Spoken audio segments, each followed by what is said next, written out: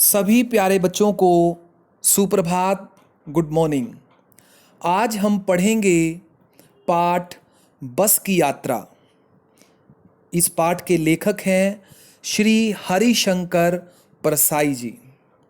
यह एक हास्यप्रद एवं व्यंग्यात्मक निबंध है। इस पाठ में लेखक ने व्यंग्य किया है। किस पर व्यंग्य किया है? प्राइवेट बस कंपनी पर, जो केवल पैसा कमाने पर ही ध्यान देते हैं, अपनी सवारियों का कभी भी ध्यान नहीं देते। उन पर एक हास्यात्मक व्यंग्य किया गया है इस पाठ के द्वारा। लेखक बताते हैं कि एक बार उसने और उसके चारों मित्रों ने सोचा कि वे शाम को 4 बजे वाली बस से चलें। लेखक के मित्रों को सुबह काम पर अवश्य पहुंचना था, इसलिए उन्होंने शाम को ही चलने का फैसला किया। एक ने कहा कि यह बस जबलपुर की ट्रेन मिला देती है। लेखक और उसके मित्रों को कुछ लोगों ने इस बस में सफ़र न करने की सलाह दी, लेकिन वे इस सलाह को समझ नहीं पाए और बस में बैठ गए।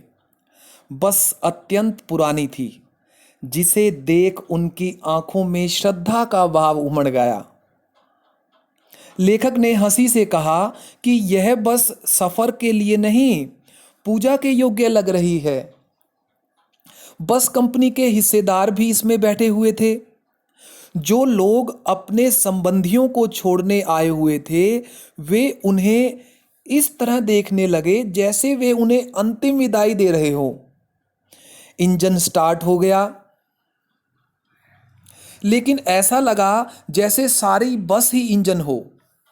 लेखक सोचने लगे कि यह बस गांधी जी के असहयोग आंदोलन और सविनय अवज्ञा आंदोलन के समय अवश्य जवान रही होगी।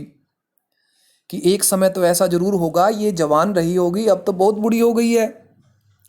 लेखक को यह पता ही नहीं चला कि वह सीट पर बैठा था या सीट उस पर बैठी थी।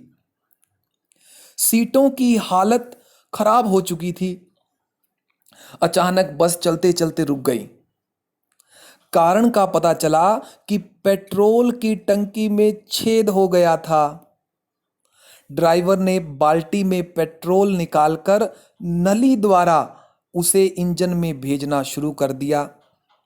लेखक मन ही मन सोचने लगा, इसका क्या भरोसा, इसकी ब्रेक भी फेल हो सकती है, स्टीयरिंग भी टूट सकता है।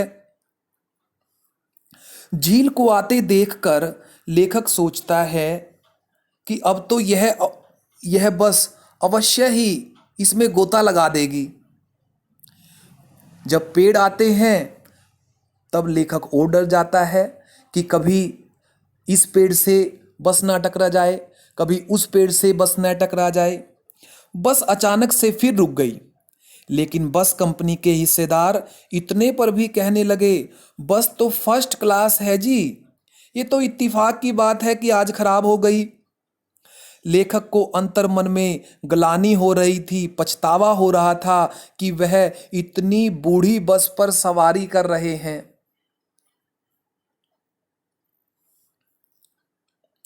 अगर रास्ते में इसका प्राणांत हो गया, स्वर्गवास हो गया, तो इसका अंतिम संस्कार यहीं करना पड़ेगा। हिस्सेदार साहब ने इंजन खोलकर कुछ ठीक किया और बस चलने लगी। पीछे से आती गाड़ी को बस रुक कर कहती, निकल जाओ बेटी, अब तो वह उम्र ही नहीं रही कि मैं तुम्हारी तरह तेज चल सकूं। अचानक पुलिया पर पहुंचने पर बस का एक टायर फिर फुस हो गया। अब कठिनाई और बढ़ गई। लेखक और उसके मित्रों के समय पर लेखक और उसके मित्रों ने समय पर पहुंचने की उम्मीद ही छोड़ दी। अब सभी जो हैं, लेखक और उसके मित्र, हंसी मजाक से बातें करने लगे और भगवान के भरोसे अपनी यात्रा को, भगवान के भरोसे अपने सफर को छोड़ दिया।